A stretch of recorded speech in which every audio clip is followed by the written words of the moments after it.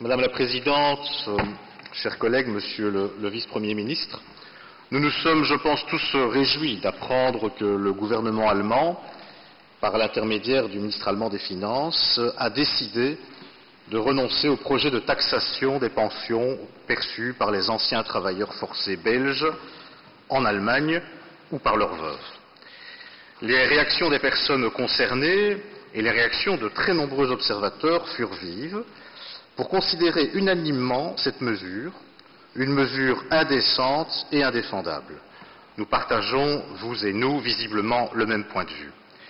Je me suis aussi réjoui de voir prendre des initiatives après que la presse ait fait état du problème, et il est juste de le dire. Ces informations révélées par la presse avaient suscité ma réaction avec la volonté constructive de voir établir un contact immédiat avec les autorités fiscales allemandes. Le cadre est en effet fiscal, puisqu'il s'agit de pensions allemandes et pas de pensions belges, et puisqu'il s'agit aussi d'un impôt notifié par une autorité fiscale allemande. L'heure n'était cependant pas se demander qui devait agir ou pas, qui devait informer qui. Face à ce genre de situation, l'essentiel, une fois l'information connue, était d'indiquer chacun à notre niveau notre mécontentement et ce qu'il y avait lieu d'entreprendre. On peut bien sûr entamer ou poursuivre une vaine polémique à ce sujet.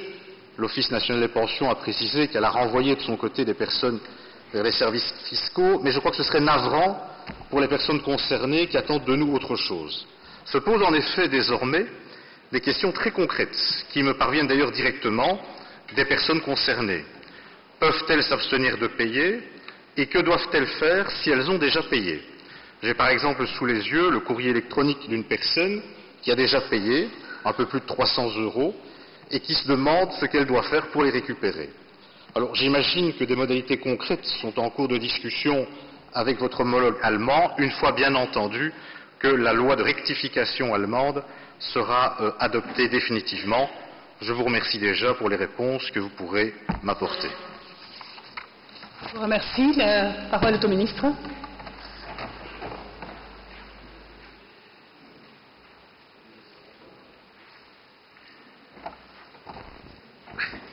Merci Madame la Présidente, Monsieur Davet. Je rappellerai tout d'abord que dès le mois d'octobre, j'avais eu l'occasion de contacter mon collègue des finances allemand, simplement parce qu'il y avait une disposition générale en Allemagne augmentant les prélèvements sur les pensions payées à l'étranger. Nous en avions d'ailleurs débattu au sein de cette Assemblée, et j'ai donc lancé le débat sur ce sujet. Je n'ai pas été informé par la suite de problèmes plus spécifiques concernant les travailleurs forcés, si ce n'est par voie de presse, bien entendu.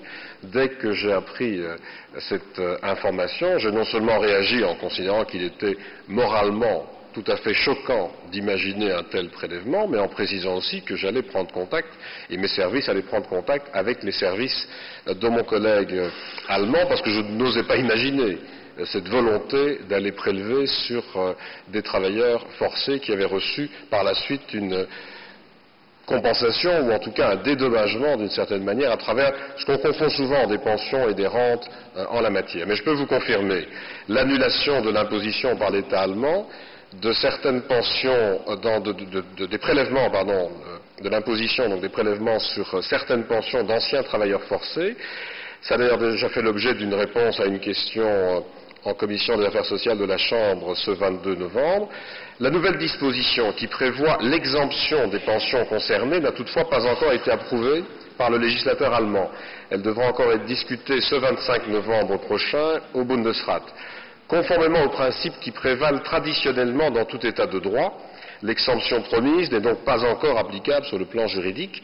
D'après les informations dont je dispose, le fisc allemand aurait néanmoins cessé dès à présent d'envoyer des formulaires de déclaration aux bénéficiaires étrangers de telles pensions.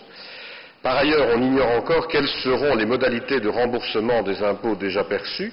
Dès que le service central compétent du SPF Finance aura reçu des réponses claires à ce sujet, comme sur d'autres questions liées, par exemple le remboursement des éventuelles amendes appliquées, les services de taxation locaux belges et le call center compétent en seront informés. Par ailleurs, bien entendu, je publierai l'ensemble de ces informations dans un communiqué de presse en vue d'en assurer une diffusion aussi large que possible. Mais je crois que la priorité était de faire en sorte qu'il y ait une annulation de l'imposition par l'État allemand de ces pensions et qu'il y ait au-delà de cela maintenant une discussion sur les modalités pour éviter que les citoyens concernés n'aient le moindre désagrément en la matière. J'espère simplement que, comme on peut le constater aujourd'hui, ce n'aura été qu'un mauvais épisode dans les relations entre l'Allemagne et la Belgique, et que ce n'était pas une volonté délibérée de toucher finalement par l'impôt ces personnes en particulier. Mais la réaction a été immédiate, et je pense que la réaction, si j'en crois ce qui est annoncé en Allemagne pour les votes au Bundesrat, la réaction a été rapide et assez efficace.